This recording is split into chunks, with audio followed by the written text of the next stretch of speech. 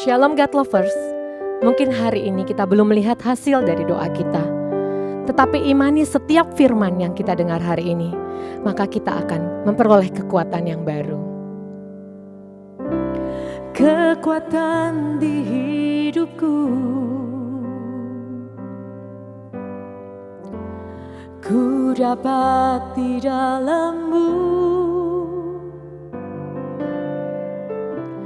Kau teguhkan hatiku,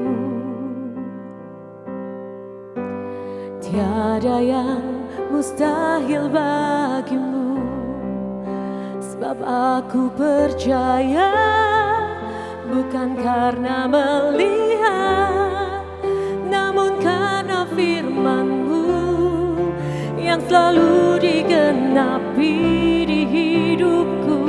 Ku percaya, bukan karena melihat, namun karena firman-Mu tiada pernah berubah.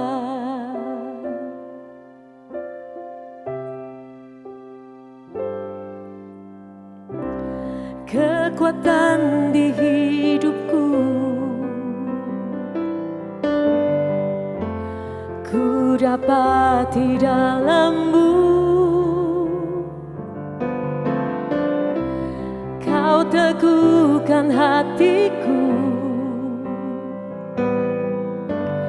tiada yang mustahil bagimu. Sebab aku percaya, bukan karena melihat, namun karena firman-Mu yang selalu digenapi di hidupku.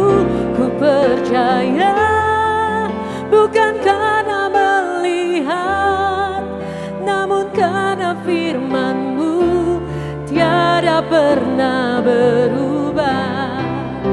Sebab aku percaya, bukan karena melihat, namun karena firman-Mu yang selalu digenapi di hidupku. Ku percaya, bukan karena melihat, namun karena firman-Mu tiada pernah berubah.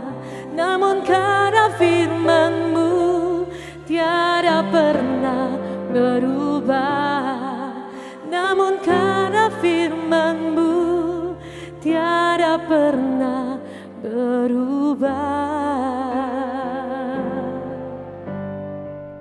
Shalom God's Lovers, bertemu kembali dalam program Words from Heaven bersama dengan saya, Arif Hermanto. Topik renungan kita hari ini adalah pengampunan adalah pembebasan. Seorang pengarang buku bernama Lewis B. Smith pernah berkata, memaafkan adalah cara untuk melepaskan diri dari penjara yang kita bangun sendiri. Mengampuni orang lain bukanlah hal yang mudah, namun Alkitab memberikan perintah yang jelas dan alasan yang kuat mengapa kita harus mengampuni. Ketika kita mengampuni, kita membebaskan diri kita dari kebencian dan amarah. Mari kita belajar untuk mengampuni dengan tulus dan menerima pengampunan dari Tuhan. Mengampuni adalah tindakan yang membutuhkan kerelaan hati dan seringkali memang sulit dilakukan, terutama ketika kita merasa sangat terluka oleh tindakan orang lain, terutama orang dekat kita. Nah, di dalam Matius 6 ayat 14-15, Tuhan Yesus berkata, "Karena jika kamu mengampuni kesalahan orang, Bapamu yang di surga akan mengampuni kamu juga. Tetapi jika kamu tidak mengampuni orang, Bapamu juga tidak akan mengampuni kesalahanmu." Alasan yang ditetapkan oleh Alkitab untuk kita mengampuni. Yang pertama, karena kita sudah menerima pengampunan dari Tuhan. Kita telah menerima pengampunannya yang begitu besar. Dosa-dosa kita dibersihkan, diampuni oleh Tuhan. Oleh sebab itu di dalam Kolose 3 ayat 13 dikatakan, "Sabarlah kamu seorang terhadap yang lain dan ampunilah seorang akan yang lain apabila yang seorang menaruh dendam terhadap yang lain, sama seperti Tuhan telah mengampuni kamu, kamu perbuat jugalah demikian." Yang pertama, karena Tuhan sudah mengampuni kita, maka kita harus mengampuni yang lain. Yang kedua, kita mengampuni karena kita mau mengikuti ajaran dan teladan Tuhan Yesus. Yesus mengajarkan kita untuk mengampuni tanpa batas. Dalam doa Bapa kami, Yesus mengajarkan kita untuk berdoa. Dan ampunilah kami akan kesalahan kami, seperti kami juga mengampuni orang yang bersalah kepada kami. Yesus sendiri memberikan teladan sempurna tentang pengampunan dengan menyerahkan nyawanya untuk mengampuni dosa-dosa kita.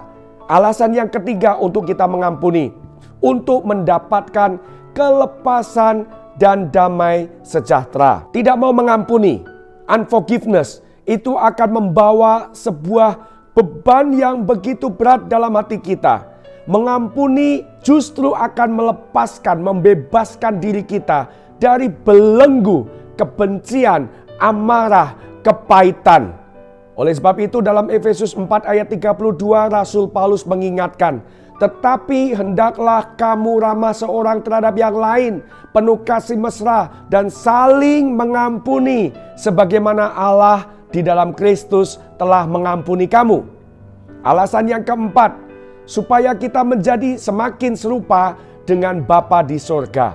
Allah adalah Bapa yang penuh kasih dan pengampun.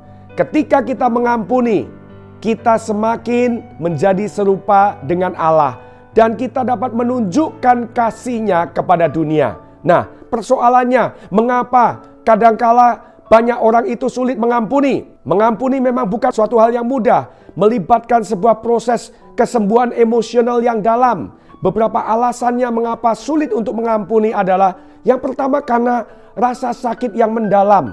Luka yang disebabkan oleh tindakan orang lain bisa sangat menyakitkan dan sulit untuk dilupakan.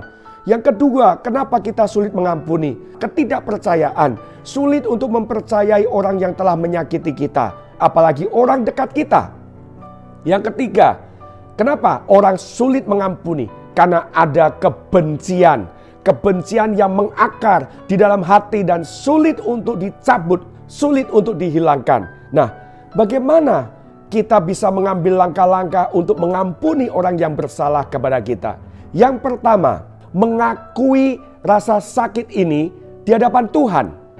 Jangan menekan atau menyangkal perasaan sakit yang saudara alami. Karena itu akui di hadapan Tuhan, memang aku terluka, memang aku kesel Tuhan.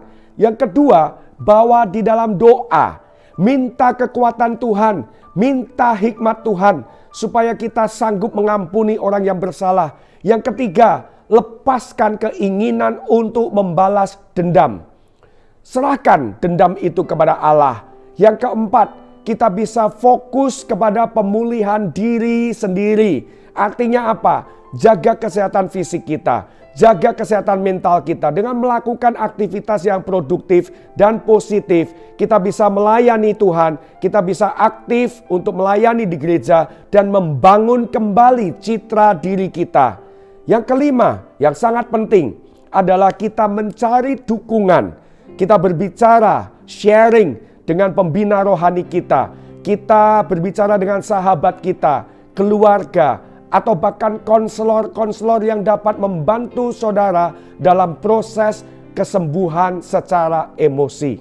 Nah, kesimpulannya, God's lovers, memaafkan bukan berarti melupakan. Itu berarti memutuskan untuk tidak membiarkan masa lalu menghancurkan masa depanmu.